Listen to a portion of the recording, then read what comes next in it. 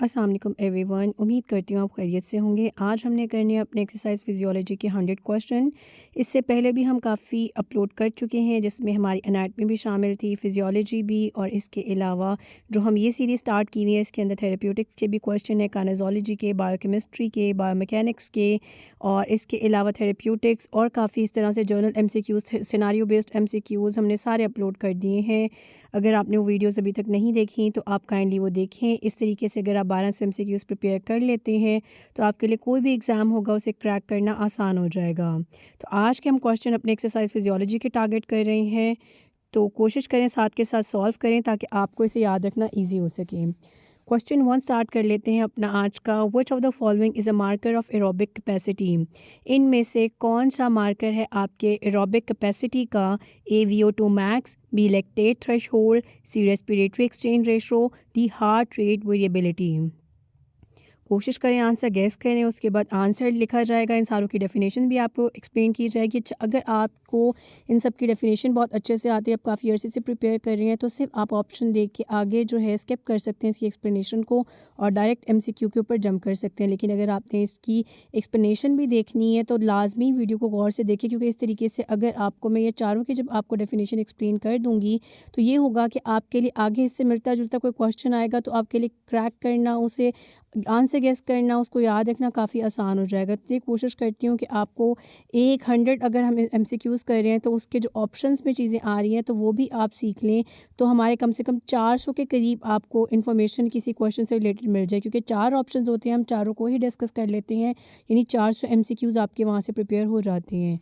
तो इसका आंसर उम्मीद करती हूँ आप गेस कर चुके होंगे। तो करेक्ट VO2 मैक्स ही है कि VO2 मैक्स जो होता है वही आपका एरोबिक कैपेसिटी का मार्कर होता है। VO2 max represents the maximum oxygen uptake during intense exercise and is direct measure of aerobic capacity and cardiorespiratory fitness।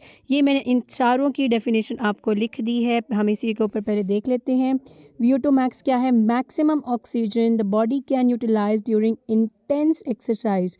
आप जब एक्सरसाइज करते हैं उस दौरान आपकी बॉडी कितनी ऑक्सीजन यूटिलाइज करती है, वो VO2 मैक्स है।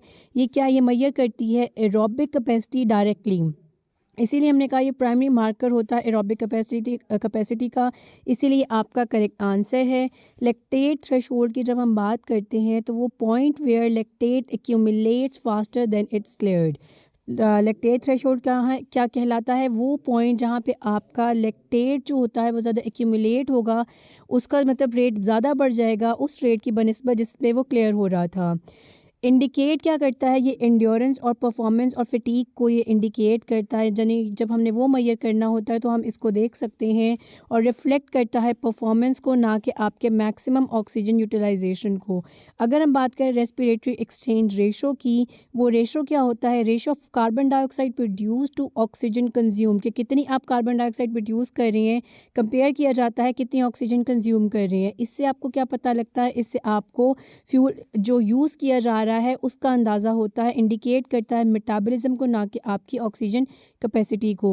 हार्ट रेट वेरिएबिलिटी की जब हम बात करते हैं, variation in time between heart beats देखा जाता है कि हार्ट बीट्स के दरमियान जो वेरिएशन आ रही है टाइम की वो कितनी है, उसको देखा जाता है। और ये रिफ्लेक्ट क्या करता है? Reflex recovery and autonomic balance, कि आपका ऑटोनॉमिक बैलेंस कैसा जा रहा है, मेजर करता है नर्वस सिस्टम के स्टेटस को, ना कि आपकी एरोबिक एबिलिटी को। तो ये चारों की आप डेफिनेशन याद रखें, आपको आगे भी आसान हो जाएगा। ये वो टेबल है जो कि आपको इसमें से जो चीज़ याद करनी है, आप इसकी एक्सीलेंट और गुड की जो एवरेज वैल्यू याद कर सकते हैं। VO2 मैक्स की है ये, कि VO2 मैक्स ख़वातीन में और जो मर्दों में होता है डिफरेंट होता है। अगर 60 से अबव आपको मिल जाता है तो वो एक्सीलेंट है मर्दों में, और 56 से अबव मिल जाता है वुमेन में तो वो आपके लिए जो है वो काफ़ी अच्छा रहता है। ये एक्सीलेंट है, गुड की रेशो है, एवरेज की है, ये आपके VO2 मैक्स की रेशो है। इसमें से आप सिर्फ पुअर वाली और गुड वाली याद कर लें तो आपके लिए काफ़ी आसान हो जाएगा। एक्सीलेंट देखनी है, देख लें, यानी 56 47 टू 56 वाली एक रेंज याद रखें। 56 डेफिनेटली आपको पता होगा एक्सीलेंट हो जाएगा, और लेस देन 27 होना यानी कि आपका आपका पुअर में चला जाता है। तो ये 2 लाज़मी याद कर लें, पूरा टेबल याद होता है तो भी अच्छी बात है। अच्छा, इसमें एक और चीज़ मैं आपको बता दूँ, ये आपने एमसीक्यू आते हैं, पास्ट पेपर में भी आए हुए हैं कि एलीट एथलीट्स की जो होती है VO2 max can exceed 70 to 80 ml per KG per minute. तो ये 70 टू 80 का फिगर आपने याद रखना है, और साथ में ये क्या है आपकी इन मेन और वुमेन के अंदर 60 टू 70 जा सकती है। अनट्रेंड में कितनी रेंज होती है? 30 टू 40 होती है। ये भी आपके पास पेपर का एमसीक्यू है। एज फैक्टर की बात की जाए तो ये भी आपके पास पेपर में पूछा गया है कि क्या एज के साथ VO2 मैक्स कैसे असरअंदाज करती है? तो वो डिक्लाइन विद एज होती है। ये आपने याद रखना है। ये एमसीक्यू इस तरीके से भी आया हुआ है। इसके अलावा एक और पूछा गया था आपके पास पेपर में कि किस तरीके से VO2 मैक्स को आप रिप्रेजेंट करते हैं? वो क्या है? आपका यूनिट पूछा गया था ml per KG per minute. ये आपको पता होना चाहिए। ये आपके ये सारे भी पास्ट पेपर्स के क्वेश्चन थे, इसीलिए यहाँ पे ऐड कर दिए गए हैं ताकि आप आसानी से याद कर सकें। क्वेश्चन नंबर 2 देखेंगे, what is the primary energy system used during a 100 metre sprint? 100 metre sprint है, उसके अंदर प्राइमरी एनर्जी सिस्टम कौन सा यूटिलाइज़ किया जाता है? A phosphagen system, B glycolytic system, C oxidative system, D lactic acid system.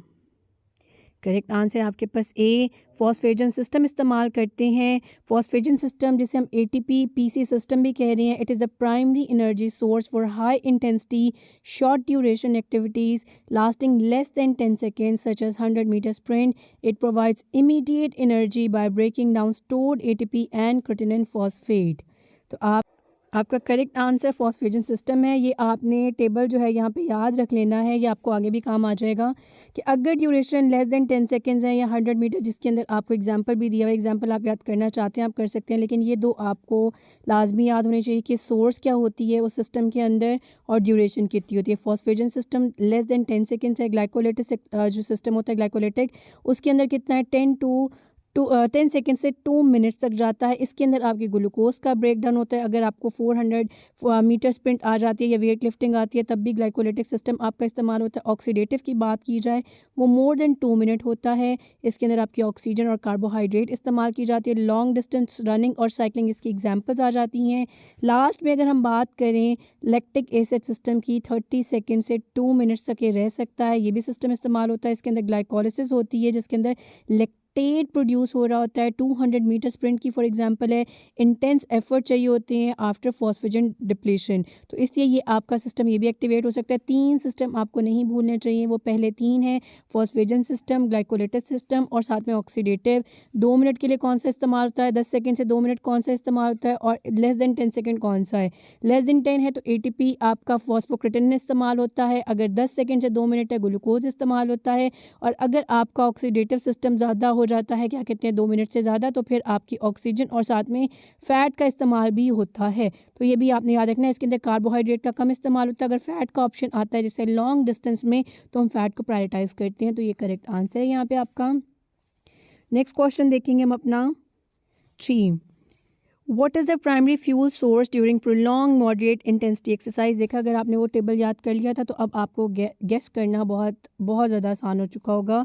A protein, B carbohydrates, C fat, D फॉस्फोक्रेटिनिन। उम्मीद करती हूँ आपने इसका आंसर बड़ा जल्दी से सोचा होगा। करेक्ट आंसर है fat. During prolong moderate intensity exercise the body shifts to using fat as a primary fuel source because it provide a more sustainable supply. अच्छा, एक और चीज़ यहाँ पे आपने करना है, आपने ये तो देख लिया कि प्रोलॉन्ग था, यहाँ पे अब मॉडरेट इंटेंसिटी भी देखना है। हाई इंटेंसिटी में भी चेंज हो जाता है, मॉडरेट में भी चेंज हो जाता है। अगर आपने देखा होगा तो अभी हमने कार्बोहाइड्रेट भी पढ़ा था और साथ में हमने फ़ैट भी पढ़ा था। अब यहाँ पे ये दोनों ही देखना है। अगर आपका प्रोलॉन्ग्ड है और साथ में मॉडरेट इंटेंसिटी का काम हो रहा है, मतलब कि बिल्कुल स्लो, उसके अंदर ज़्यादा इंटेंसिटी नहीं है, तो आपका फ़ैट यूटिलाइज़ होता है। और अगर आप करते हैं हाई इंटेंसिटी के साथ प्रोलॉन्ग वर्क तो फिर आप कार्बोहाइड्रेट पे शिफ्ट कर जाते हैं। देखेंगे what is the role of calcium in muscle contraction. A. It provides energy for ATP synthesis. B. Activates troponin to facilitate actin-myosin binding. C. Inhibits acetylcholine release. D. Prevents muscle fatigue. Correct answer है आपके पास B, activates troponin to facilitate actin myosin binding. Calcium binds to troponin during muscle contraction causing a conformational change that moves tropomyosin away from actin's binding site enabling actin myosin cross bridge formation. ये आपको picture भी दिख रही है, क्योंकि इसने bind करना होता है, ये एक्टिवेट करेगा ट्रोपोनिन को, जिसकी वजह से क्या होगा, आपका एक्टिन मायोसिन बॉन्ड बन जाएगा। नेक्स्ट क्वेश्चन देखेंगे 5। Which hormone primarily regulates fluid balance during exercise. इनमें से कौन सा हार्मोन होता है, रेगुलेट करता है आपके फ्लूइड बैलेंस को जब आप एक्सरसाइज करते हैं? A insulin, B cortisol, C anti diuretic hormone, D glucagon. Correct answer C है आपका, एडीएच है, जिसे वेजोप्रेसिन भी कहा जाता है। वो रेगुलेट करता है आपके फ्लूइड बैलेंस को by promoting water reabsorption in kidney, thereby reducing dehydration during exercise. तो एडीएच का आपको पिक्चर में मेथड भी शो किया गया है, जिसकी वजह से क्या होता है, आपका रेगुलेट होता है fluid during exercise. Question number 6 देखेंगे, what is the anaerobic threshold. Anaerobic threshold क्या होता है? A, the point at which fat metabolism is maximized. B, the exercise intensity at which lactate begins to accumulate in the blood. C, the maximum heart rate achievable during exercise. D, the point of exhaustion in endurance exercise. Correct answer है आपके पास B, the exercise intensity at which lactate begins to accumulate in the blood. Anaerobic threshold क्या है? वो वाला आपका point जिसके बाद क्या होता है, अब लैक्टेट आपका एक्यूमुलेट होगा ब्लड के अंदर। वो इंटेंसिटी जिसके बाद क्या होगी, अब आपका लैक्टेट जो होगा वो अब ब्लड में शामिल होना स्टार्ट हो जाएगा। उसे हम क्या कहते हैं, एनारोबिक थ्रेशोल्ड कहते हैं। Anaerobic threshold marks the point eight which lactate production exceeds lactate clearance. ये भी मैंने आपको डेफिनेशन थोड़ी देर पहले भी बताई है, indicating a shift from predominantly aerobic to anaerobic metabolism. ये आपको इसके अंदर भी दिखाया गया पिक्चर के अंदर कि एरोबिक, ये आपको वर्क इंटेंसिटी के हिसाब से भी दिखाया गया कि अगर लो इंटेंसिटी होगी तो एरोबिक थ्रेशोल्ड क्या है, और अगर आपके पास मीडियम टू हाई इंटेंसिटी होगी और बहुत हाई इंटेंसिटी होगी तो किस तरीके से आपका ये एनारोबिक थ्रेशोल्ड शिफ्ट होता है। क्वेश्चन नंबर 7 देखेंगे, what is the main factor limiting VO2 max during intense exercise. Max को कौन सा फैक्टर है जो लिमिट करता है जब आप इंटेंस एक्सरसाइज करते हैं? A muscle glycogen depletion, B lactic acid accumulation, C cardiac output, D respiratory rate. Correct answer C है आपके पास, कार्डियक आउटपुट करता है। The amount of blood pump by the heart limits VO2 max during intense exercise because oxygen transport to muscles depend on both heart rate and stroke volume. क्योंकि हमने पहले ही पढ़ लिया कि ऑक्सीजन की कंजम्पशन जो होती है बॉडी में वो VO2 मैक्स है। तो ऑक्सीजन आपका जाहिर सी बात है ब्लड के थ्रू आएगी, और ब्लड कहाँ से आ रहा है, आपके हार्ट से आ रहा है। तो हार्ट का कार्डियक आउटपुट और इसके अलावा हार्ट रेट और आपका स्ट्रोक वॉल्यूम भी इसके ऊपर बड़ा डिपेंड करता है आपका VO2 मैक्स। तो कार्डियक आउटपुट किस तरीके से मेन लिमिटिंग फैक्टर है। मसल ग्लाइकोजन डिप्लीशन देखेंगे इनडायरेक्ट है, लैक्टिक एसिड भी इनडायरेक्ट है, रेस्पिरेटरी का कोई इम्पैक्ट नहीं होता VO2 मैक्स पे। अच्छा, इसके अलावा CO डिटर्मिन्स हाउ मच, जो आपका कार्डियक आउटपुट है वो डिटर्मिन करता है how much oxygenated blood is pump to muscle. Higher CO, जब अगर आपका हायर कार्डियक आउटपुट होगा तो हायर VO2 मैक्स होगा। Depletion causes, muscle glycogen depletion causes fatigue but does not limit VO2 max directly as it affects performance. अगर lactic acid accumulation की बात करेंगे, builds up lactate causes fatigue but does not limit the maximum oxygen the body can use. Respiratory rate की बात करेंगे, breathing rate can adjust to meet oxygen demands but it's usually not the limiting factor. आपको ऊपर formula भी दिया गया है stroke volume का, कार्डियक आउटपुट का, stroke volume multiply by heart rate. ये भी कभी कभार आपको सिंपली पूछ लिया जाता है कि कार्डियक आउटपुट का क्या फॉर्मूला है। क्वेश्चन नंबर 8 देखेंगे, which energy system predominates during activity lasting from 30 seconds to 2 minutes. अभी हमने पढ़ा इसके चार्ट में पूरा पढ़ लिया कि कौन सा सिस्टम के टाइम पे, कौन सी एक्टिविटी के टाइम पे कौन सा सिस्टम काम करता है। A phosphagen system, B glycolytic system, C oxidative system, D lactic acid system. 30 second से 2 मिनट की बात है, उम्मीद करती हूँ आंसर आपके लिए ईजी होगा। करेक्ट आंसर है B, glycolytic system. The glycolytic system provides energy for activities lasting between 30 seconds and 2 minutes such as short sprints. ये टेबल अभी हम पढ़ के आए हैं तो ये मैं दोबारा यहाँ नहीं पढ़ रही, अगर आप भूल गए हैं तो इसे फिर से देख सकती हैं। क्वेश्चन नंबर 9 देखेंगे, what happens to blood pressure during static exercise. आपके ब्लड प्रेशर को क्या होता है जब आप स्टैटिक यानी आइसोमेट्रिक्स करते हैं जिसके अंदर लेंथ चेंज नहीं होती, तब आपके ब्लड प्रेशर को क्या होता है। ए इंक्रीज करता है, A increase significantly, B remains unchange, C decreases due to vasodilation, D increases only to low intensity. Correct answer है आपके पास ए, इंक्रीज करता है significantly Isometric exercises causes a significant increase in blood pressure due to a sustained contraction of muscles. Continuous आपकी contraction हो रही होती है, उसकी वजह से क्या होता है, आपका ब्लड प्रेशर जो होता है इंक्रीज़ कर जाता है. ड्यूरिंग स्टैटिक या isometric exercise such as holding a plank और pushing against an immovable object, blood pressure increases significantly. This happens because, अब क्यों हो रहा है, क्योंकि मसल कॉन्ट्रैक्ट कर रही है without movement, compressing blood vessels and increasing the resistance to blood flow. As a result, the heart has to pump harder to circulate blood, causing both systolic and diastolic blood pressure to rise. Systolic और diastolic दोनों इस case के अंदर क्या होता है, बढ़ जाता है. Unlike dynamic exercise. अच्छा, डायनामिक एक्सरसाइज क्या होती हैं, जिसके अंदर मूवमेंट हो रही होती हैं. अच्छा, उसके अंदर भी आपके सिस्टोलिक पे खास जो होता है असर नहीं पड़ता, लेकिन डायस्टोलिक स्लाइटली क्या होता है, ड्रॉप करता है, नीचे आता है. ये अभी चार्ट भी अवेलेबल होगा, ये चार्ट भी आपने याद रखना है. अनलाइक डायनामिक, पहले मैं इसको पढ़ देती हूँ. Unlike dynamic exercise which involve muscle movement, जिसके अंदर मसल की मूवमेंट होती है डायनामिक में, and can cause a temporary decrease, और डिक्रीज डायनामिक के अंदर डिक्रीज भी आता है ब्लड प्रेशर का after exercise. Static exercise are known for their more pronounce increase. Static में क्या है, आपका इंक्रीज है, डायनामिक में डिक्रीज है, लेकिन डिक्रीज भी डायस्टोलिक के अंदर है. ये नीचे वाला चार्ट होगा, ये आप देखेंगे कि डायनामिक के अंदर सिस्टोलिक ब्लड प्रेशर, ये आपके पास्ट पेपर के क्वेश्चंस हैं, इसलिए मैं इसको सेपरेटली लिखा हुआ है और सेपरेटली टेबल भी आपको प्रोवाइड किया है. सिस्टोलिक ब्लड प्रेशर क्या होता है, इंक्रीज़ करता है मॉडरेटली डायनामिक में, जिसके अंदर मूवमेंट हो रही है. डायस्टोलिक सेम रह सकता है या फिर स्लाइटली क्या करता है, डिक्रीज़ कर सकता है. अगर हम बात करेंगे आपके क्या कहते हैं स्टैटिक एक्सरसाइज, उसके अंदर भी इंक्रीज़ करता है सिग्निफिकेंटली. इसमें मॉडरेटली का वर्ड था जो आपका है, डायनामिक के अंदर मॉडरेटली का वर्ड है अगर आप देखें, और इसके अंदर सिग्निफिकेंटली यानी वाज़े तौर पे इंक्रीज़ करता है. और अगर डायस्टोलिक की बात करेंगे तो इंक्रीज़ करता है वो भी, लेकिन डायस्टोलिक जो है वो आपके डायनामिक के अंदर, ये क्वेश्चन बड़ा सिग्निफिकेंट है जो आपको आना चाहिए कि स्लाइटली डिक्रीज़ कर सकता है आपका डायनामिक एक्सरसाइज के अंदर डायस्टोलिक प्रेशर को. तो ये आपने याद रखना है, इससे रिलेटेड भी क्वेश्चंस आ चुके हैं और आ भी सकते हैं. क्वेश्चन नंबर 10 देखेंगे. What is the primary fuel source during high intensity exercise lasting up to 10 seconds. उम्मीद करती हूँ ये आंसर भी आपके लिए बहुत इजी होगा. A carbohydrates, B fat, C protein, D phosphocreatine. Correct answer आपके पास डी फॉस्फोक्रिटेनिन होता है, क्योंकि सिर्फ 10 सेकेंड्स तक आपकी एक्सरसाइज है. Phosphocreatine provide immediate energy for high intensity short duration activities like sprints और वेट लिफ्टिंग. ये फिर से आपको दोबारा से एक चार्ट प्रोवाइड किया गया है जिसके अंदर फ्यूल्स लिखे हुए हैं कि कौन से टाइम पे कौन सा यूज़ किया जाता है. कार्बोहाइड्रेट्स का भी आप याद रखें, मॉडरेट से हाई में इस्तेमाल किया जा सकता है.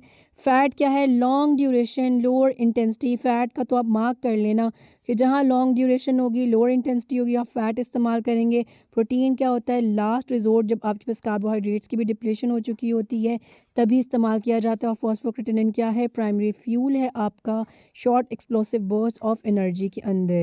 ये बाकी भी आप पढ़ सकते हैं, ये अभी हमने डिस्कस किया है, इससे मज़ीद मैं इसको डिस्कस नहीं कर रही. क्वेश्चन नंबर 11 की बात की जाती है. Which muscle fibres are most fatigable during prolonged exercise.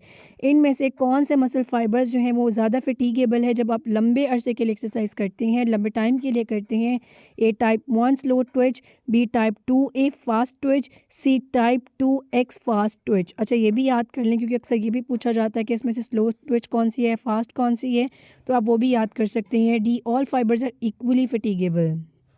Correct answer आपके पास C type 2X fast twitch जो होती हैं वो फाइबर्स ज़्यादा फटीगेबल होती हैं during prolonged exercise because they rely heavily on anaerobic glycolysis for energy. अगर हम ये टेबल देखें, टाइप 1 आपका जो है वो स्लो है, और ये भी याद रखना है. फास्ट कौन सा है, टाइप 2 है, और ये आपका ऑक्सीडेटिव यूज़ करता है. टाइप 2X ग्लाइकोलिटिक है और ये वेरी फास्ट होता है. फटीग की बात की जाए तो फटीग रेजिस्टेंट जो होता है, फटीग रेजिस्टेंट यानी जिसके अंदर कम से कम फटीग होगी वो टाइप 1 है, जिसके अंदर मॉडरेट फटीग होगी वो आपकी टाइप 2 है. यानी रेजिस्टेंस हम बात करें फटीग रेजिस्टेंस की, इसके अंदर बहुत कम रेजिस्टेंस है, यानी ये सबसे ज़्यादा जल्दी थकेगा. मेटाबॉलिज्म की बात की जाए, ये एरोबिक है, यूज़ करता है ऑक्सीजन को.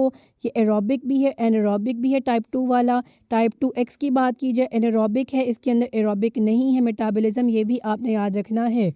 फोर्स प्रोडक्शन की बात की जाए तो आपके पास क्या है, टाइप 1 के अंदर लो है, और आपके टाइप 2A के अंदर मॉडरेट है, और टाइप 2X के अंदर हाई है. इंड्योरेंस की बात की जाए, टाइप 1 के अंदर इंड्योरेंस काफ़ी ज़्यादा है, सबसे हाई है. टाइप 2A के अंदर मॉडरेट है, टाइप 2X के अंदर लो है. कलर की बात की जाए तो टाइप 1 का कलर रेड होता है क्योंकि इसके अंदर मायोग्लोबिन की अमाउंट बहुत ज़्यादा होती है। टाइप 2A की बात की जाए पिंकिश रेड होता है, और टाइप 2X की बात की जाए वाइट होता है क्योंकि इसके अंदर लो मायोग्लोबिन होता है। आपकी एग्जाम्पल एक्टिविटी देखी जाए तो मतलब कहाँ काम आते हैं, लॉन्ग डिस्टेंस रनिंग पोस्चर के अंदर टाइप 1 फाइबर्स काम आते हैं। आपके टाइप 2A फाइबर्स कहाँ काम आते हैं, मिडल डिस्टेंस रनिंग या स्विमिंग के अंदर। टाइप 2X कहाँ पे यूज़ होते हैं, स्प्रिंटिंग, हैवी लिफ्टिंग और जंपिंग के अंदर। ये इनका डिफरेंस है, ये आप याद कर लेंगे तो आपको नेक्स्ट क्वेश्चंस में भी ईजी होगा। नेक्स्ट देखते हैं question number 12, which of the following occurs in the body during anaerobic exercise. Anaerobic exercise में के दौरान इनमें से क्या चीज़ है जो बॉडी के अंदर होती है। A, oxygen debt is created. B, increase fat oxidation. C, lactic acid is primarily use for energy. D, increased aerobic ATP production. Correct answer A है कि ऑक्सीजन डेट क्रिएट होता है during anaerobic exercise. Oxygen demand exceeds oxygen supply leading to oxygen debt. This result in buildup of lactic acid and an increase need of oxygen after exercise to remove the accumulated byproducts. अच्छा, ये आप यहाँ पे देखें, जो आपको table दिया हुआ है, ये ग्राफ जो दिया हुआ है, इसके अंदर ऑक्सीजन डेट का भी बताया है और ऑक्सीजन डेफिसिट का भी बताया है। ऑक्सीजन डेफिसिट की जब हम बात करते हैं, ये क्या है, ये oxygen shortage at the start of exercise. जो शॉर्टेज आपको आता है during start of the exercise उसे क्या कहते हैं, डेफिसिट कहा जाता है। और जो डेट है वो क्या होता है, ऑक्सीजन डेट वो होता है oxygen needed after exercise to recover. दोनों की डेफिनेशन आपने याद रखनी है, आपको काम आएगी। क्वेश्चन नंबर देखेंगे 13, what physiological adaptation occurs to improve oxygen extraction at the muscle level during endurance training। आप जब endurance training कर रहे हैं, कौन सी ऐसी physiological adaptation होनी चाहिए जिसकी वजह से क्या हो, ऑक्सीजन एक्सट्रैक्शन जो है वो improve हो। ऑक्सीजन एक्सट्रैक्शन की अगर आपको डेफिनेशन नहीं आती, ऊपर लिखी हुई है।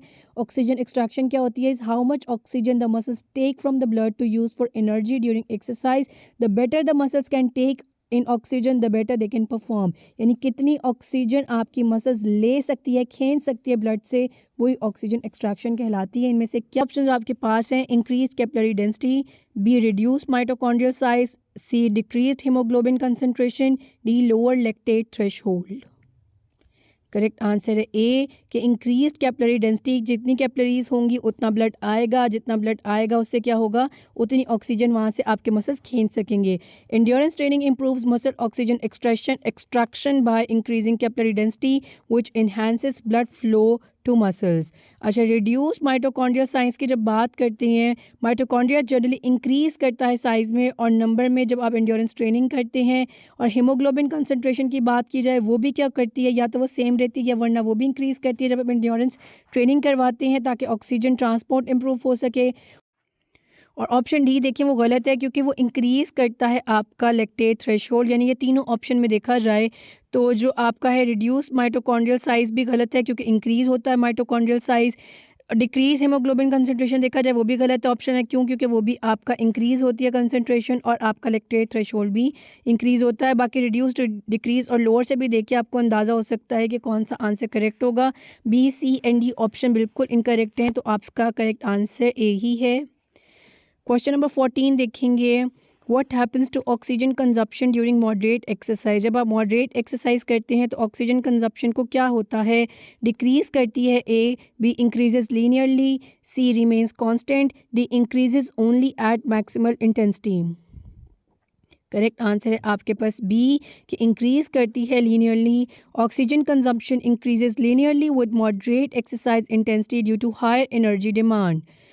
During moderate exercise, oxygen consumption increases in a linear fashion. As exercise intensity increases, the body demands more oxygen to meet the energy needs of working muscles, and as intensity continues to rise, oxygen consumption continues to increase proportionally until it reaches as a steady state. जैसे आप moderate exercise करते हैं, oxygen consumption बढ़ रही होती है, जिसकी वजह से क्या होता है, आपका आहिस्ता आहिस्ता करके बॉडी पे डिमांड बढ़ती है ऑक्सीजन की, तो क्या होगा, ये लीनियरली इंक्रीज़ कर जाएगा। तो आपका ग्राफ जो होता है वो इस तरीके से रिप्रेजेंट किया जाएगा, जिसके अंदर लीनियरली वो इंक्रीज़ कर रहा होता है। तो ये आपका ऑप्शन करेक्ट है। नेक्स्ट क्वेश्चन देखेंगे 15, what happens to resting heart rate as a result of endurance training. आपके रेस्टिंग को मार्क करना आपने कि इसके अंदर जो कीवर्ड है वो रेस्टिंग हार्ट रेट है, कि यानी जब आप रेस्ट कर रहे थे उस हार्ट रेट को क्या होता है as a result of endurance training, यानी आप एंड्योरेंस ट्रेनिंग करते रहे हैं, आपको करवा दी गई है, अब रेस्ट पे आपके हार्ट रेट को क्या होगा, ये इंक्रीज़ कर जाएगा, भी डिक्रीज़ करेगा, सी स्टेज द सेम, ये fluctuates unpredictably. Correct answer B है कि वो डिक्रीज़ कर जाता है। Endurance training leads to bradycardia where the resting heart rate decreases due to improved cardiac efficiency. अब ये क्यों किया है? क्योंकि अब आपकी कार्डियक एफिशिएंसी बढ़ गई है। अब क्या होगा, अब आपकी हार्ट मसल काफ़ी स्ट्रॉन्ग है। अब पर बीट आपका क्या होगा, मैक्सिमम जो कार्डियक आउटपुट है वो है, यानी कि आपका मैक्सिमम जो ब्लड है वो पंप किया जा रहा है, इसलिए आपको बार बार बीट की ज़रूरत नहीं पड़ रही। इसे कुछ ही बीट के साथ क्या होगा, आपका काम चल रहा होता है, इसीलिए आपका क्या होता है, आपकी हार्ट बीट कम हो जाती है। When your heart becomes stronger through endurance training, it can pump more blood with each beat. This means your heart doesn't need to beat as often because each beat is more efficient at delivering the needed blood to your body. Stronger heart muscles, more blood pumped per beat, fewer beats needed, lower resting heart rate. तो correct option आपका B है। Question number 16 देखेंगे, what happens to blood flow distribution during intense exercise. आपके blood flow distribution को क्या होता है जब आप इंटेंस एक्सरसाइज करते हैं। A increases to all tissues के इंक्रीज़ कर जाती है सारे टिश्यूज़ में। B reduces to non active tissues के रिड्यूस कर जाएगी नॉन एक्टिव टिश्यूज़ के अंदर। C stays constant to all tissues के वो कॉन्स्टेंट रहती है सारे टिश्यूज़ के पास। D increases only to the brain के सिर्फ ब्रेन के पास ज़्यादा बढ़ जाएगी। करेक्ट आंसर आपके पास B, reduces to non active tissues during intense exercise, blood flow is redirected to active muscles, reducing flow to non active tissues like digestive organs. जब आप एक्सरसाइज इंटेंस कर रहे हैं तो जहां आपको दरकार नहीं होता ब्लड, वहां कम हो जाता है, जैसे कि आपका डाइजेस्टिव सिस्टम, और जहां आपके मसल्स एक्टिव हैं वहां पे क्या होगा, आपका ज़्यादा से ज़्यादा फ्लो करेगा, और क्या होगा, वहां पे आपकी रीडायरेक्शन होती है ब्लड की। क्वेश्चन नंबर 17 देखेंगे, what is a VO2 difference. VO2 difference क्या होता है, सिंपल उसने डेफिनेशन पूछी है। The difference in oxygen concentration between arterial and venous blood. B the total amount of oxygen consumed by the body. C the amount of blood pumped by the heart in one beat. D the amount of glucose metabolised by muscles during exercise. Correct answer A है, the difference in oxygen concentration between arterial and venous blood. जो difference आता है oxygen concentration का आपकी arterial और Venus का, उसे VO2 difference कहते हैं। A VO2 difference refers to the difference in oxygen concentration between arterial blood flow and venous blood, indicating how much oxygen the muscles extract during exercise. इससे ये भी एग्जाम्पल, आपकी artery के अंदर 90% जो थी वो आ रहा था, उसके अंदर ऑक्सीजन आ रही थी, और जब वेन से गुजरी तो पता लगा हमें यहाँ पे पीछे 40% है। इसका मतलब हम मसल एक्सट्रैक्शन देखेंगे, मसल्स ने कितनी ऑक्सीजन ली, तो 90 - 40 करेंगे तो 50% क्या है, मसल की एक्सट्रैक्शन है।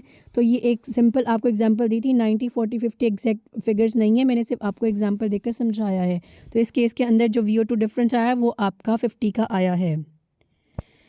नेक्स्ट क्वेश्चन देखेंगे 18, what happens to muscle glycogen stores after prolonged endurance exercise. जब आप लंबे टाइम के लिए प्रोलॉन्ग्ड एंड्योरेंस एक्सरसाइज करते हैं तो आपके ग्लाइकोजन स्टोर्स को क्या होता है। ए इंक्रीज़ कर जाते हैं। B remains unchange. C decreases significantly. D fluctuates unpredictably. Correct answer C है, डिक्रीज़ करेगा, क्योंकि आप जैसे जैसे एक्सरसाइज करेंगे आपका क्या होगा, ग्लाइकोजन डिप्लीट होता जाएगा। Prolong endurance exercise depletes muscle glycogen stores at is the primary fuel used during sustained activity. During long exercises your muscle use glycogen for fuel. The longer you exercise the more glycogen gets used up, so it decreases a lot by the end. यानी कि आपका क्या होगा, जितना ज़्यादा खर्च हो जाएगा फिर जाहिर सी बात है आपको उसकी कमी होगी, तो डिक्रीज़ ही करेगा। क्वेश्चन नंबर 19 देखेंगे, what happens two stroke volume during endurance training. जब आप एंड्योरेंस ट्रेनिंग करते हैं तो स्ट्रोक वॉल्यूम को क्या होता है। ए इंक्रीज़ कर जाता है। B decreases. C stays the same. D fluctuates unpredictably. Correct answer है आपके पास ए, इंक्रीज कर जाएगा। Endurance training improve stroke volume which is the amount of blood ejected by the heart per beat, कि जितना ब्लड वो pump कर रहा है पर बीट के साथ, उसे हम कह रहे हैं आपका स्ट्रोक वॉल्यूम। तो वो क्या करता है, वो इंक्रीज कर जाता है जब आप एंड्योरेंस ट्रेनिंग करते हैं। With endurance training the heart gets stronger and can pump more blood with each beat, this means the stroke volume increases making the heart more efficient. Stroke volume की भी आपको यहाँ पे दी हुई है डेफिनेशन कि end diastolic volume minus end systolic volume, तो वो आपका क्या कहलाता है, आपका स्ट्रोक वॉल्यूम कहलाता है। एन डायस्टोलिक वॉल्यूम की बात की जाए, the amount of blood in the heart ventricle before it contract, यानी कॉन्ट्रैक्शन से पहले जो भी उसके अंदर ब्लड होता है वो आपका ईडीवी कहलाता है, एन डायस्टोलिक वॉल्यूम। और ईएसवी एंड सिस्टोलिक वॉल्यूम क्या है, the amount of blood left in ventricle after it contracts. नीचे एक एग्जाम्पल भी दी हुई है कि अगर आपके पास हार्ट के पास 120 ml था ब्लड बिफोर कॉन्ट्रैक्शन और 50 ml रह गया आफ्टर कॉन्ट्रैक्शन, तो इन दोनों को जब हम माइनस करते हैं तो आपके पास क्या है 70 ml, यानी 50 वो था जो रह गया, और जब उसके पास शुरू में कॉन्ट्रैक्शन से पहले था वो 120 था, तो स्ट्रोक वॉल्यूम कितना उसने पंप बाहर कर दिया, वो 70 ml था। और अगर आप एंड्योरेंस ट्रेनिंग कराते हैं 70 से क्या होगा, ये 80 हो सकता है, ये इंक्रीज़ करेगा। क्यों? क्योंकि अब उसके पास उसके मसल स्ट्रॉन्ग है, अब ब्लड ज़्यादा पंप हो सकेगा हार्ट से। तो करेक्ट आंसर यही है कि वो इंक्रीज़ करेगा।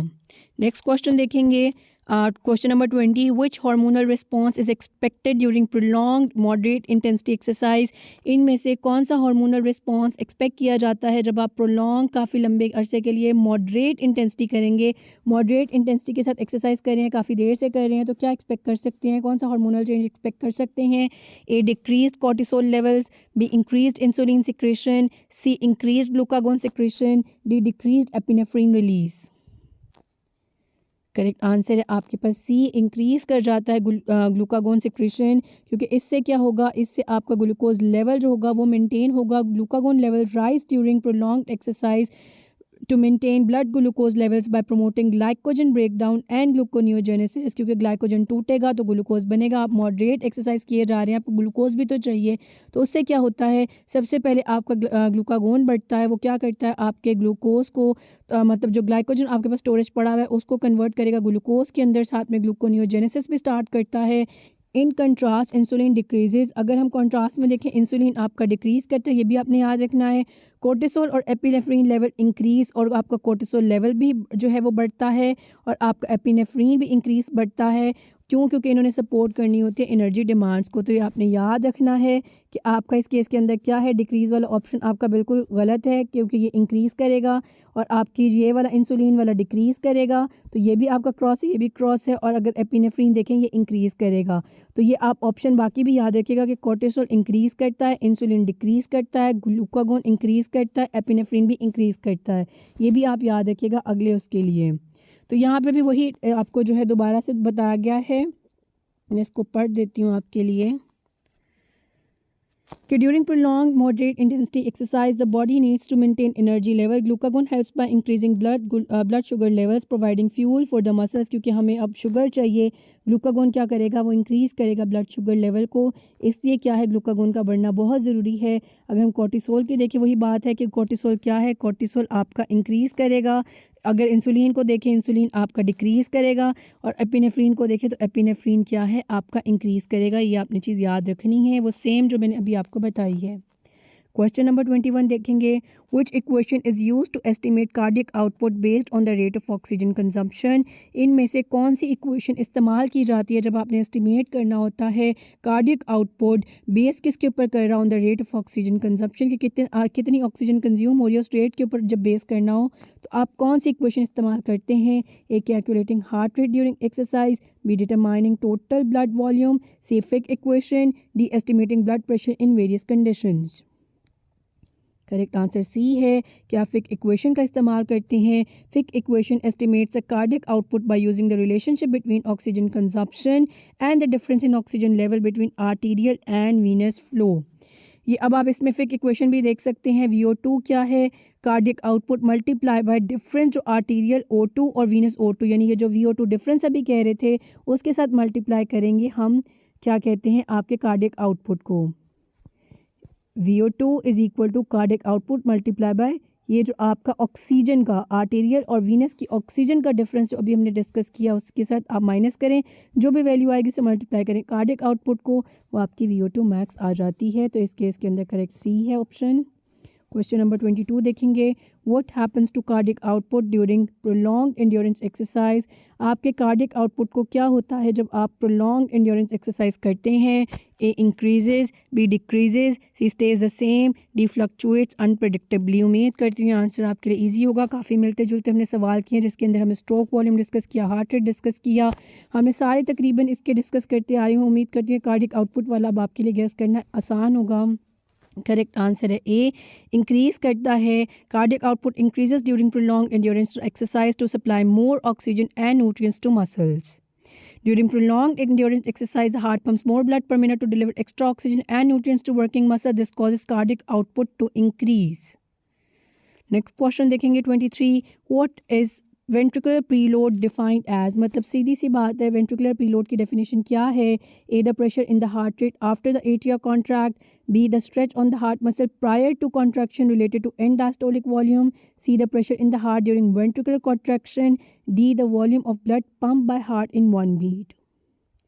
करेक्ट आंसर बी है, the stretch on the heart muscles prior to contraction related to end diastolic volume. Ventricular preload refers to the amount of blood filling the heart chambers before contraction influencing stroke volume. Ventricular preload क्या है कि वो वाला blood जो आपका, वो amount of blood जो fill करता है heart chambers before contraction, contraction से पहले जो फिलिंग हो रही होती है वो आपका वेंट्रिकुलर प्रीलोड कहलाता है। प्रीलोड के अंदर हम बेसिकली वर्ड यूज़ करेंगे स्ट्रेच का। ये आप ये वाली डेफिनेशन इजी वाली याद रखिएगा। प्रीलोड क्या है, volume of blood receive by the heart. Basically preload जो है वो स्ट्रेच, यानी कि जितना ब्लड रिसीव होगा उतना वो स्ट्रेच कर रहा होता है। आफ्टर लोड क्या है, उसके अंदर स्क्वीज़ का वर्ड इस्तेमाल करते हैं। प्रेशर और resistance the heart has to overcome to eject blood, यानी वो फोर्स जिसके साथ वो सारा ब्लड बाहर निकालेगा वो आफ्टर लोड है, उसके अंदर हम स्क्वीज़ का वर्ड इस्तेमाल करेंगे। तो ये भी चीज़ आपने याद रखनी है। नेक्स्ट क्वेश्चन देखेंगे 24, what happens to the heart rate during steady state exercise at moderate intensity।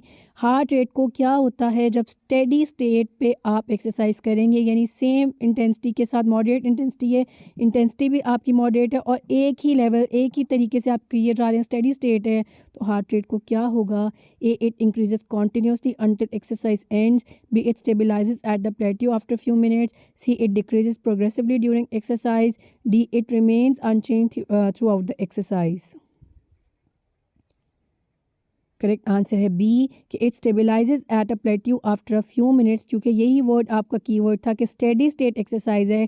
क्योंकि आपका हार्ट रेट जैसे ही, क्योंकि उसने हार्ट रेट का पूछा है, हार्ट रेट को क्या होगा, हार्ट रेट थोड़ा सा उस पॉइंट पे आएगा जहाँ पे आपकी एक्सरसाइज मॉडरेट इंटेंसिटी पे हो रही है, उस पॉइंट पे जैसे ही वो आके मतलब बैलेंस करेगा जहाँ पे उसकी ब्लड की ऑक्सीजन और सारा कुछ पूरा होगा, तो उसके बाद क्या होगा, वो उस प्लेट्यू पे आ जाएगा, जिससे क्या होगा कि वो मेनटेन कर सके, क्योंकि उसके बाद इंटेंसिटी इंक्रीज़ नहीं कर रही।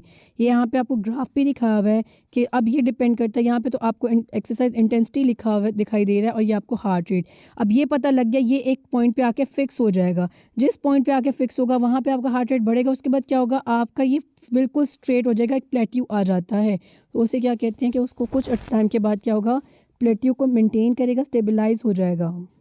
तो ऑप्शन बी यहाँ करेक्ट है। नेक्स्ट क्वेश्चन देखेंगे 25, what happens to VO2 max after long term endurance training. VO2 max को क्या होता है जब आप लॉन्ग टर्म एंड्योरेंस ट्रेनिंग करते हैं। ए इंक्रीज कर जाएगी, B decreases, C remains unchanged, D fluctuates unpredictably. Correct answer है आपका ए, इंक्रीज करेगी। Long term endurance training improves VO2 max which is maximum amount of oxygen the body can use during intense exercise.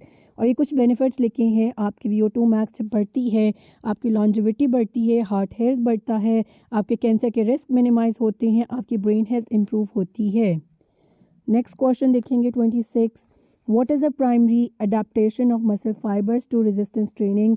Primary adaptation क्या होती है muscle fibres की जब आप resistance training देते हैं। A increase mitochondrial density, B hypertrophy, C enhanced oxidative capacity, D increase capillary density. Correct answer B है, hypertrophy होती है। Resistance training primarily leads to muscle hypertrophy और an increase in muscle fibre size. जब आपका size cell का बड़ा होता है उसे हाइपरट्रॉफी कहते हैं, और ये सबसे प्राइम यानी पहली जो अव्वल दर्जे की हमारी वो होती है अडेप्टेशन, वो होती है मसल फाइबर्स की जब आप रेजिस्टेंस ट्रेनिंग को स्टार्ट करते हैं। Question number 27, what happens to blood lactate levels during high intensity exercise? Option A, it increases, B, decreases, C, remains unchanged, D, fluctuates unpredictably. Correct answer है A कि आपका blood lactate बढ़ेगा क्योंकि lactic acid बढ़ रहा होगा, जिसकी वजह से आपका ब्लड लैक्टेट बढ़ जाएगा। During high intensity exercise lactate production exceeds lactate clearance leading to an increase in blood lactate levels. यहाँ पे दिखा हुआ है उसको भी देख लेते हैं कि ग्राफ के अंदर भी दिखा हुआ है कि अब आपका ये जब जैसे जैसे टाइम इंक्रीज़ कर रहा है और ये ब्लड आपका लैक्टेट लेवल है, और हमारे पास एक्सरसाइज भी कौन सी है, हाई इंटेंसिटी वाली, तो ये बताया मॉडरेट लेवल इंक्रीज़ हो रहा है। उसके बाद देखिए हैवी किस तरीके से लाइन ऊपर जा रही है और स्वेयर कैसे जा रही है, डिपेंडिंग अपॉन कितने टाइम के लिए हो रहा है। जैसे जैसे टाइम बढ़ेगा आपका लैक्टिक एसिड भी बढ़ेगा, हाई इंटेंसिटी होगी तो उतनी जल्दी ही क्या होगा, आपका तेज़ी से ऊपर की तरफ बढ़ेगा। तो करेक्ट आंसर क्या है, इंक्रीज़ करता है ब्लड लैक्टेट लेवल जब आप हाई इंटेंसिटी एक्सरसाइज करवाते हैं। Question number 28, what is the main factor contributing to fatigue during prolonged exercise? Main factor क्या होता है आपके फटीग का जब आप प्रोलॉन्ग्ड एक्सरसाइज करते हैं? A, glycogen depletion, B, increase calcium in muscles, C, lactic acid accumulation, D, dehydration. Correct answer है A, glycogen depletion. Prolong exercise leads to glycogen depletion which reduces the availability of glucose for energy production contributing to fatigue. जैसे ही आपकी glycogen depletion होगी तो उससे क्या होगा, आपको फटीग आएगी। जो आपकी ये यहाँ पे टेबल देखेंगे आप, ग्लाइकोजन डिप्लीशन में क्या है, प्राइमरी कॉज है muscle run out of fuel, अब मसल्स के पास फ्यूल नहीं है। इंक्रीज कैल्शियम की अगर देखें जो बी ऑप्शन था वो क्या है, वो मसल कॉन्ट्रैक्शन को अफेक्ट करता है ना कि फटीग को। लैक्टिक एसिड क्या है, causes fatigue in short intense exercise में फटीग कॉज कर सकता है जब इसकी बहुत ज़्यादा एक्यूमुलेशन होगी। डिहाइड्रेशन क्या है, कंट्रीब्यूट करता है और अफेक्ट करता है परफॉर्मेंस को। लेकिन जब हम प्राइमरी कॉज की बात करेंगे तो आपकी सबसे पहले क्या है, फ्यूल ही है, ग्लाइकोजन डिप्लीशन। करेक्ट आंसर यहाँ पे आपका ए ही है। क्वेश्चन नंबर 29 देखेंगे, which enzyme is responsible for breaking down ATP to ADP during muscle contraction? कौन सा एंजाइम रिस्पॉन्सिबल होता है जो एटीपी को एडीपी में कन्वर्ट करके देता है, एटीपी को तोड़ता है और एडीपी बनता है? एक creatine kinase, B, ATP synthase, C, myosin ATPase, D, hexokinase. Correct answer C है, मायोसिन जो एटीपेज होता है वो रिस्पॉन्सिबल है। Myosin ATPase breaks down ATP to ADP during muscle contraction releasing energy for actin myosin cross bridge. ये भी आप बाकी एंजाइम्स के भी फंक्शन याद कर सकते हैं। जो आपका मायोसिन एटीपी है वो ब्रेक डाउन करेगा आपके एटीपी को एडीपी के अंदर। क्रिटिन काइनेस क्या होता है, वो रीजनरेट करके देता है ATP from creatine phosphate. ATP synthase क्या करता है, प्रोड्यूस करता है ATP during cellular respiration. Hexokinase क्या होता है, कन्वर्ट करता है ग्लूकोज टू ग्लूकोज 6 फॉस्फेट। तो ये यहाँ पे सी ऑप्शन करेक्ट है। नेक्स्ट क्वेश्चन 30 देखेंगे, what happens to resting cardiac output in well trained individuals? फिर से देखेंगे क्या आपसे क्वेश्चन है, रेस्टिंग कार्डियक आउटपुट कैसा होगा जब वेल ट्रेन्ड इंडिविजुअल्स के अंदर जिनकी ट्रेनिंग हो चुकी हुई है? A, increases, B, decreases, C, stays the same, D, fluctuates unpredictably. Correct answer है आपके पास C, stays the same. Resting cardiac output remains relatively stable in well trained individual because stroke volume is increase compensating for lower heart rate.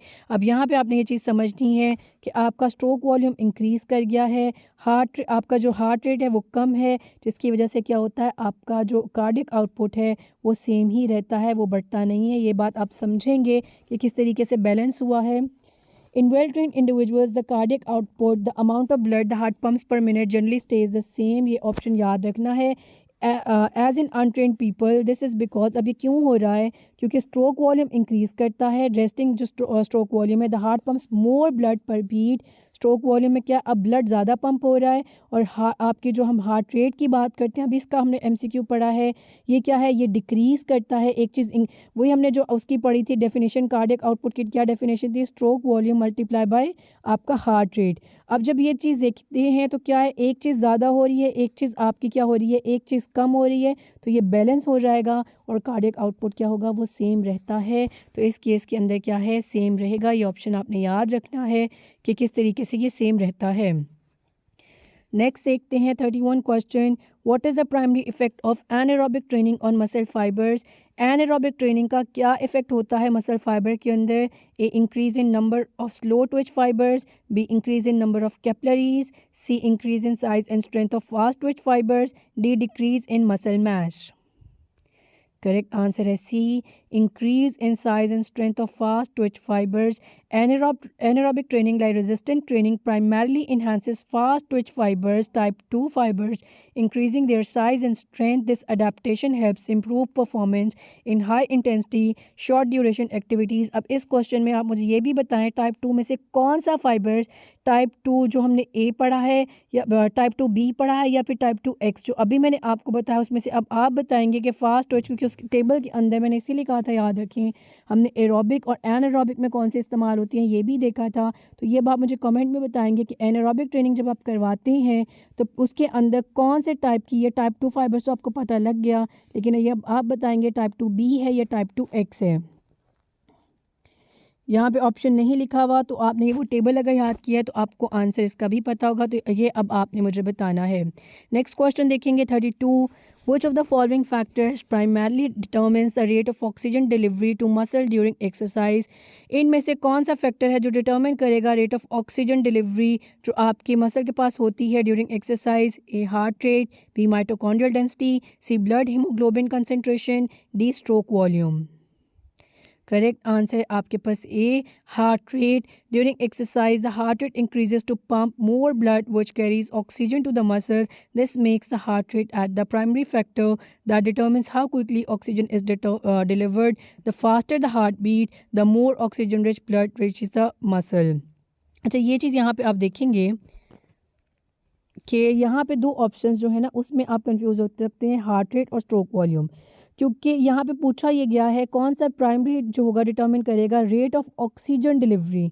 अब rate of oxygen delivery depend करती है कि आपका ठीक है स्ट्रोक वॉल्यूम में अगर ज़्यादा जा भी रहा है स्ट्रोक वॉल्यूम, लेकिन हमें ये भी देखना है कितनी जल्दी पहुंच रहा है। तो हार्ट रेट अगर इंक्रीज़ कर जाएगा उससे क्या होगा, आपका जितना भी वॉल्यूम है तभी पहुंचेगा ना। तो इसलिए यहाँ पे आपने कंफ्यूज नहीं होना।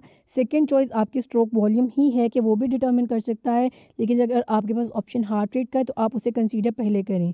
The rate of oxygen delivery to muscles during exercise is primarily determined by cardiac output. अब कार्डियक आउटपुट कर रहा है और कार्डियक आउटपुट में क्या है, ये आपका हार्ट रेट भी है, स्ट्रोक वॉल्यूम भी है। तो ये चीज़ आपने याद रखनी है कि इसके अलावा कार्डियक आउटपुट भी होता तो वो भी ऑप्शन ठीक था, लेकिन अब स्ट्रोक वॉल्यूम और हार्ट रेट में से हमने सेलेक्ट करना है तो हम हार्ट रेट कर रहे हैं, क्योंकि उसने क्या पूछा, रेट पूछा है ऑक्सीजन डिलीवरी का।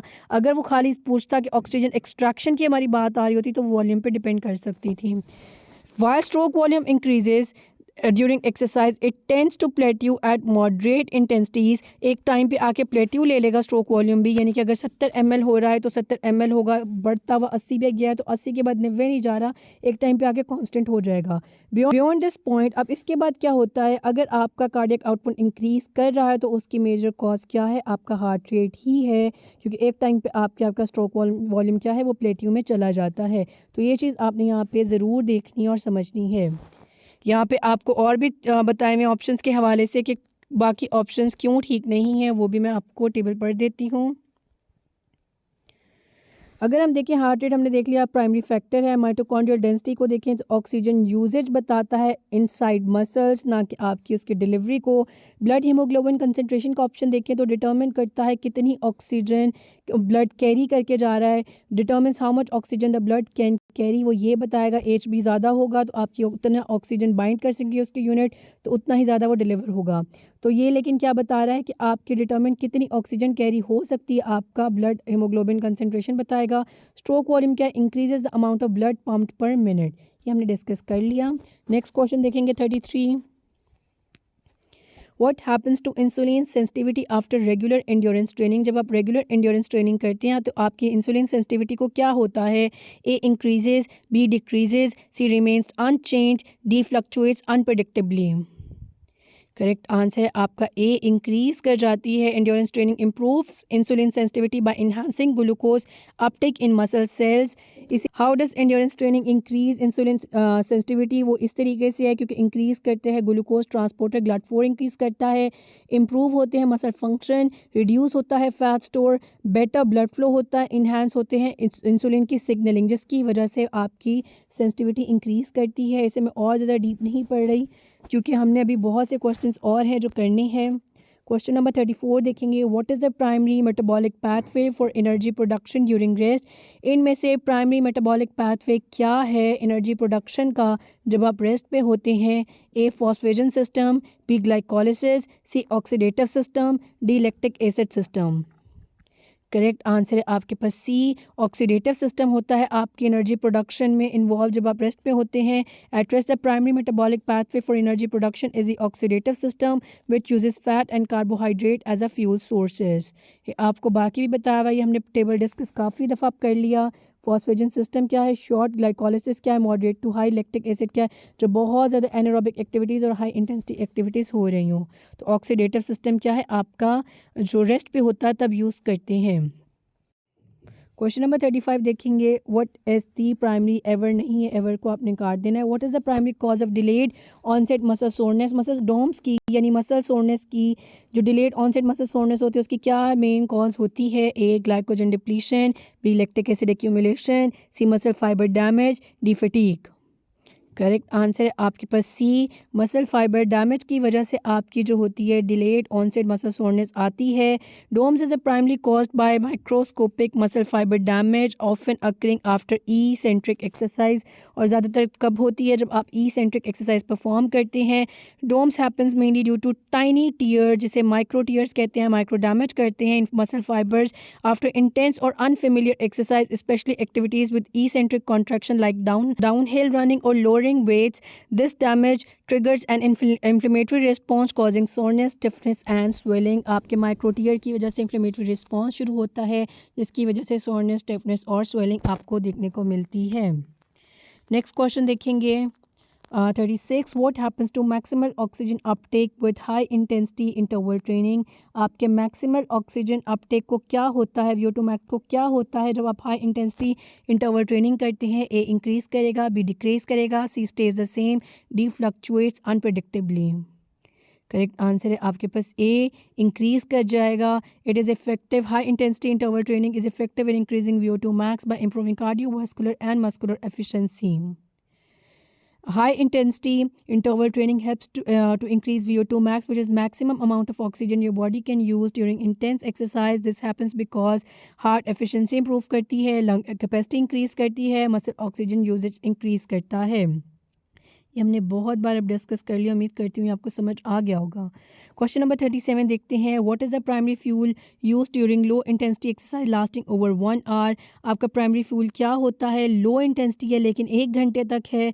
उम्मीद करती हूँ आंसर भी आपको आता है। ए, carbohydrates, B, fat, C, protein, सी, डी, फॉस्फोक्रेटिन। करेक्ट आंसर है बी कि आपका फैट यूज़ होता है during low intensity exercise over a long period. Fat is the primary fuel because it provides a sustained source of energy. Question number 38. During submaximal exercise, what is the primary mechanism responsible for the initial increase in heart rate? तो आपका जो initial heart rate increase होता है वो primary mechanism क्या होता है? A, increase sympathetic nervous system activity, B, decrease parasympathetic या vagal tone, C, release of catecholamines from adrenal medulla, D, increase venous return to the heart. आपने question को अच्छे से समझना है कि सब मैक्सिमल एक्सरसाइज का टाइम है, ड्यूरिंग सब मैक्सिमल एक्सरसाइज है। प्राइमरी रीज़न क्या है, प्राइमरी मैकेनिज़्म क्या है जिसकी वजह से क्या होगा, आपका इनिशियल हार्ट रेट इंक्रीज़ करेगा। आपने ऑप्शन बड़े गौर से देखने हैं, उसके बाद आंसर दें।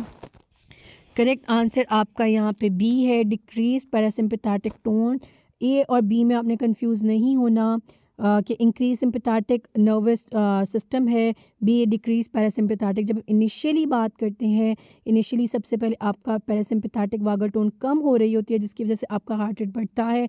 बाद में जाके आपका सिंपैथेटिक नर्वस सिस्टम इंक्रीज करता है, जिसकी वजह से आपका हार्ट रेट बढ़ रहा होता है। At the onset of submaximal exercise, heart rate increases primarily due to withdrawal of parasympathetic activity. As exercise intensity rises, the sympathetic activation becomes more dominant. तो शुरू में जो है वो आपका डिक्रीज पैरासिम्पैथेटिक है, बाद में जाके आपका increase sympathetic nervous system responsible होता है for your increase heart rate. अच्छा, ये भी आपको मज़ीद इसमें एक्सप्लेन किया गया है कि डिक्रीज सिंपैथेटिक जो है आपका tone is the first and primary mechanism for the initial rise in heart rate during submaximal exercise. Sympathetic nervous activity, catecholamines, and increased venous return contribute later as exercise intensity and duration increase. So the primary cause for the immediate heart rate increase at the start of exercise is the reduction in parasympathetic या vagal tone, which removes the inhibitory effect on heart, allowing it to speed up. तो correct answer आपका B ही है इस case के अंदर। Next question देखेंगे 39, what is the effect of long term resistance training और resting metabolic rate. आपका long term resistance training आप जब करते हैं तो आपके आरएमआर पे क्या इसका इफ़ेक्ट आता है। आरएमआर क्या होता है, A increase, B decrease, C stays the same, D fluctuates unpredictably. BMR और आरएमआर में फ़र्क होता है, ये मैं आपको भी एक्सप्लेन कर देती हूँ। इस केस के अंदर करेक्ट आंसर है ए कि इंक्रीज़ कर देगा। Resistance training increases resting metabolic rate by increasing lean muscle mass which requires more energy to maintain. Resistance training increase करता है मसल मास, जिसकी वजह से क्या होगा, आरएमआर इंक्रीज़ करेगा। Muscle tissue burns more calories at rest than fat tissue.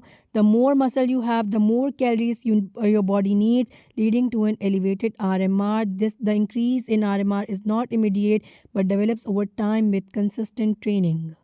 ये RMR और BMR में आपका छोटा सा डिफरेंस लिखा हुआ है, टेबल भी आप याद कर लें। मैं डेफिनेशन पढ़ देती हूँ। BMR क्या है, minimum calories needed to sustain vital function. RMR क्या, resting metabolic rate, calories burn at rest including basal basic function and minor activities भी इसके अंदर है। RMR के अंदर माइनर एक्टिविटीज़ भी हैं, जबकि बेसल के अंदर क्या है, सिर्फ वाइटल फंक्शंस के लिए हम बात करते हैं। अगर हम बात करेंगे, आपके मेजरमेंट कंडीशन काफ़ी स्ट्रिक्ट हैं BMR के अंदर, यानी fasting, sleeping, neutral environment, no stress में हम देखते हैं। RMR क्या है, रिलैक्स भी, और इसके अंदर आपका खाना पीना भी आ जाता है, सिटिंग, बैठना, और इस तरीके से जो इमोबाइल मूवमेंट्स आप कर रहे हैं वो भी इंक्लूड हो जाती हैं। अगर आप बात करें BMR की time of measurement, early morning after 8 to 12 hours of sleep and fasting देखा जाता है, और RMR देखा जाता है can be measured any time during day after rest. Accuracy देखें तो आपका BMR ज़्यादा एक्यूरेट होता है अपनी स्ट्रिक्ट कंडीशंस की वजह से। RMR क्या है, स्लाइटली लेस होता है एक्यूरेट, मतलब ज़्यादा एक्यूरेट नहीं होता due to less control conditions. Use की बात की जाए, estimate minimum daily energy expenditures, और आपके RMR क्या एस्टिमेट करता है, energy expenditure at rest and real life conditions. यानी RMR प्रैक्टिकल आप जो हो लाइफ में है उसको मैयर कर सकते हैं, और BMR जब आपने स्ट्रिक्ट कंडीशंस में मैयर करना हो और बिल्कुल एक्यूरेट करना हो तो आप BMR भी देख सकते हैं। तो यहाँ पे आपने ये चीज़ याद रखनी है। नेक्स्ट क्वेश्चन देखेंगे, question number 40, what is the primary factor affecting stroke volume during exercise. Stroke volume को कौन सी चीज़ अफेक्ट करती है, प्राइमरी फैक्टर क्या है जो एक्सरसाइज के दौरान स्ट्रोक वॉल्यूम अफेक्ट कर रहा है। A heart rate, B venous return, C cardiac output, D blood pressure. याद रखें स्ट्रोक वॉल्यूम की बात कर रहे हैं, तो इस केस के अंदर करेक्ट आंसर है आपके पास बी वीनस रिटर्न, क्योंकि स्ट्रोक वॉल्यूम जितना ब्लड आप पंप करेंगे, और वो तभी करेंगे ना जितना ज़्यादा आपको वीनस रिटर्न हो रहा होगा। Stroke volume is directly influenced by venous return which is the amount of blood returning to the heart. ये आपको भी हमने एक्सप्लेन भी किया है, मैं इसको नहीं दोबारा पढ़ रही, तो टेबल पहले भी एक्सप्लेन कर चुकी हूँ।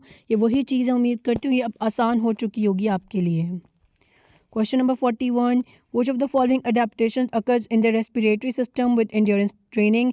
endurance training के साथ respiratory system में क्या adaptations आती हैं। A decreased tidal volume, B increased ventilation efficiency, C decreased VO2 max, D increased dead space ventilation।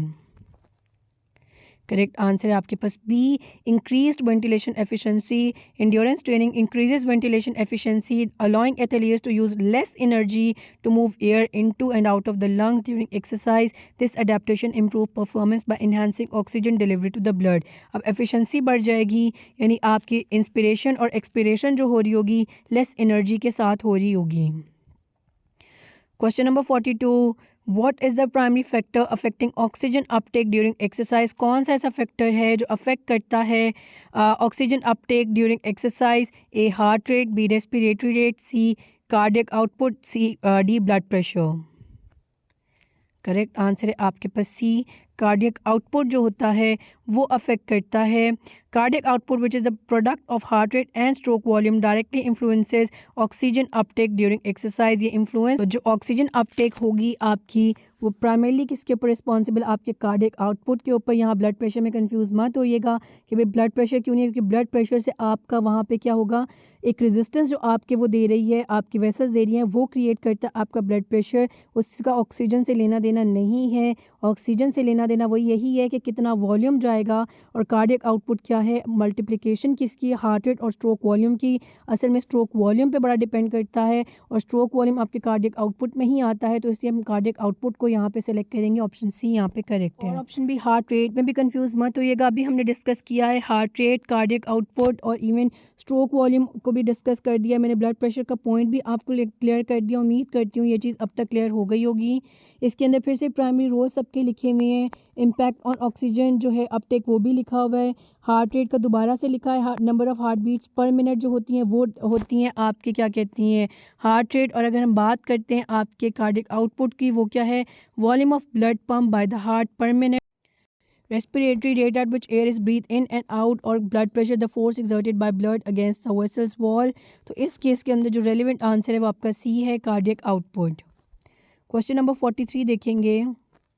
What physiological process leads to central fatigue experienced during prolonged exercise? इनमें से कौन सा physiological process है जिसकी वजह से आपका सेंट्रल फटीग आती है जब आप प्रोलॉन्ग एक्सरसाइज करते हैं?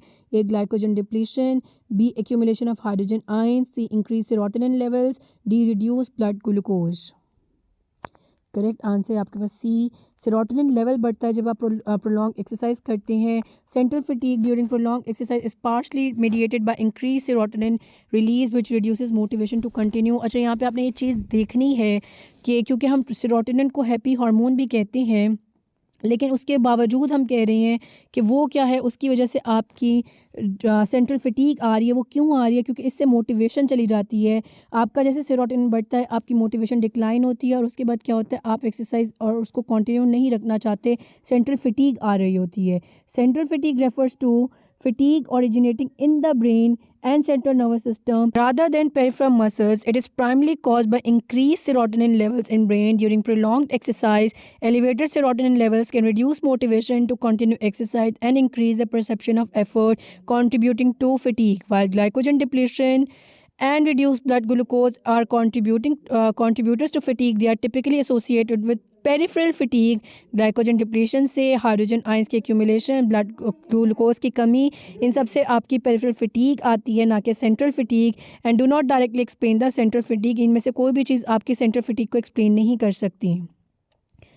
अच्छा, ये जो नेक्स्ट आपको नीचे टेबल मिला है ये आपको यही बताया हुआ है कि हालांकि आपका सेरोटोनिन अच्छा होता है, हैप्पी हार्मोन है, लेकिन उसके बावजूद क्या है, वो आपकी सेंट्रल फटीग करता है। वो इसीलिए करता है क्योंकि इसकी वजह से क्या है, आपको मोटिवेशन नहीं रहती और ये चीज़ आपको क्या करती है, एक्सरसाइज कंटिन्यू नहीं करने देती।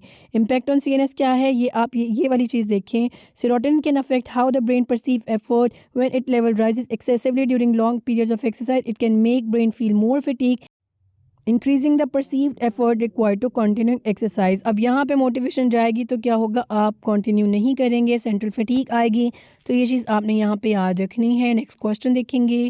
Question number 44, what happens to blood volume following the long term endurance training? जब आप लॉन्ग टर्म एंड्योरेंस ट्रेनिंग करते हैं तो ब्लड वॉल्यूम को क्या होता है? A increases, B decreases, C remains unchanged, D fluctuates unpredictably. Correct answer है आपके पास ए, इंक्रीज़ करता है, क्योंकि इसमें आपका प्लाज्मा वॉल्यूम बढ़ता है, रेड ब्लड सेल काउंट बढ़ता है। Long term endurance training leads to an increase in blood volume due to an increase in plasma volume and red blood cell count. Long term क्यों, आपकी जब endurance training करते हैं तो आपका क्या क्या इंक्रीज़ किस वजह से हो रहा है, मतलब कि आपका ब्लड वॉल्यूम इंक्रीज़, आपके प्लाज्मा वॉल्यूम इंक्रीज़ कर गया, आपका red blood cell volume increase कर गया, आपका इंप्रूव हुआ कार्डियक आउटपुट, जिसकी वजह से क्या है, आपकी सारी चीज़ें मिलकर आपके ब्लड वॉल्यूम को भी इंक्रीज़ कर देती हैं। क्वेश्चन नंबर 45 देखेंगे। What happens to muscle fiber type distribution after long term endurance training? Muscle fibre type जो है उसकी डिस्ट्रीब्यूशन को क्या होता है जब आप लॉन्ग टर्म एंड्योरेंस ट्रेनिंग करते हैं? A shift toward more type 2 fibres, B shift towards more type 1 fibres, C remains unchanged, D fluctuates unpredictably. Correct answer है आपके पास बी, शिफ्ट कर जाएगा टूवर्ड्स मोर टाइप 1 फाइबर्स, क्योंकि टाइप 1 फाइबर्स में क्या है, हम एंड्योरेंस ट्रेनिंग करवा रहे हैं, तो टाइप 1 फाइबर्स जो होते हैं आपके लॉन्ग टर्म जो ट्रेनिंग होते हैं उसके में काम आते हैं, इससे आपके फाइबर डिस्ट्रीब्यूशन वो बढ़ जाएगी। Endurance training causes a shift in muscle fibre type toward more type 1 fibres which are more oxidative and fatigue resistance, इससे आपको थकावट भी नहीं होती। मजीद इसके अंदर टाइप 1 की भी एक्सप्लेनेशन है, टाइप 2 की एक्सप्लेनेशन भी है। टाइप 1 फाइबर्स क्या है, are adapted for endurance activities, अभी हमने बात करी। टाइप 2 फाइबर्स कहाँ अडेप्ट करेंगे, are designed for explosive short duration activities that require quick burst और power, they rely more on anaerobic energy system and fatigue more quickly. Type 2 जल्दी आपका fatigue करता है, टाइप 1 नहीं करता। जहाँ हाई इंटेंसिटी होती है वहाँ टाइप 2 जाता है, जहाँ पे आपका होता है एंड्योरेंस ट्रेनिंग या लॉन्ग इंटरवल ट्रेनिंग उसके अंदर टाइप 1 फाइबर्स में शिफ्ट आता है। तो ये आपने यहाँ याद रखना है। नेक्स्ट देखेंगे 46 question, what happens to blood pH during prolong exercise, जब आप प्रोलॉन्ग एक्सरसाइज करते हैं तो ब्लड पीएच को क्या होता है? A increases, B decreases, C remains unchanged, D fluctuates unpredictably. यहाँ पे मैं आपको एक गेस दे देती हूँ कि लैक्टिक एसिड प्रोड्यूस होता है। अब शायद आपको गेस करना आसान हो चुका होगा कि क्या होगा, डिक्रीज़ करेगी पीएच, यानी कि एसिडिक आपका ब्लड होना शुरू हो जाता है। क्यों? क्योंकि लैक्टिक एसिड आपका बन रहा है। During prolong exercise blood pH decreases due to the accumulation of hydrogen ions from lactic acid. Lactic acid से हाइड्रोजन आयंस आ रहे हैं जिसकी वजह से क्या है, आपका पीएच कम हो रहा है। During prolonged exercise, blood pH decreases due to accumulation of lactic acid in the muscles, which is produced when energy is generated anaerobically. This acid lowers the pH of the blood, making it more acidic. अब acidic blood होना start हो जाता है।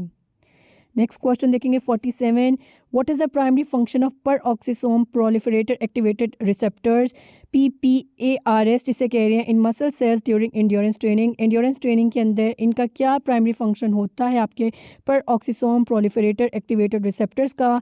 ए breakdown of glycogen, B stimulating of glucose uptake, C regulating of fatty acid oxidation, D storage of ATP। Correct answer है आपके पास C, regulation of fatty acid oxidation. PPARS are nuclear receptors that regulate the expression of genes involve in fatty acid oxidation, making them crucial in endurance training. Peroxisome proliferator activated receptors are nuclear receptors that play key role in regulating fatty acid metabolism during endurance training. PPARS help enhance the ability of muscle cells to oxidize fatty acid as a fuel source, improving fat utilization for energy during prolonged exercise. This adaptation is important for increasing endurance capacity and sparing glycogen stores. इससे आपकी क्या होगी, capacity बढ़ती है। क्यों? क्योंकि अब वो रिलाई कर सकता है आपके फैट के ऊपर। तो यहाँ पे आपका जो करेक्ट आंसर है वो सी ही है। नेक्स्ट देखेंगे 48, what role does AMPK play in exercise metabolism? A inhibits glycolysis, B activates glucose uptake, C stimulates fat synthesis, D increase glycogen breakdown. Correct answer है आपके पास B, activates glucose uptake. AMP activated protein kinase is activated by exercise and stimulate glucose uptake in the muscle, improving energy utilization. AMPK is a key regulator of energy balance in cells. During exercise, AMPK is activated due to low energy levels. Low energy से मुराद क्या है? High AMP to ATP ratio.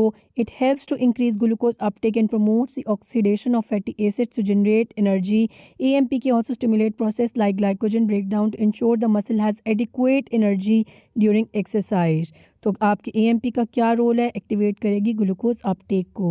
Question number 49 देखेंगे, what happens to capillary to fibre ratio following long term endurance training? Long term endurance training चल रही है तो capillary to fibre ratio को क्या होगा?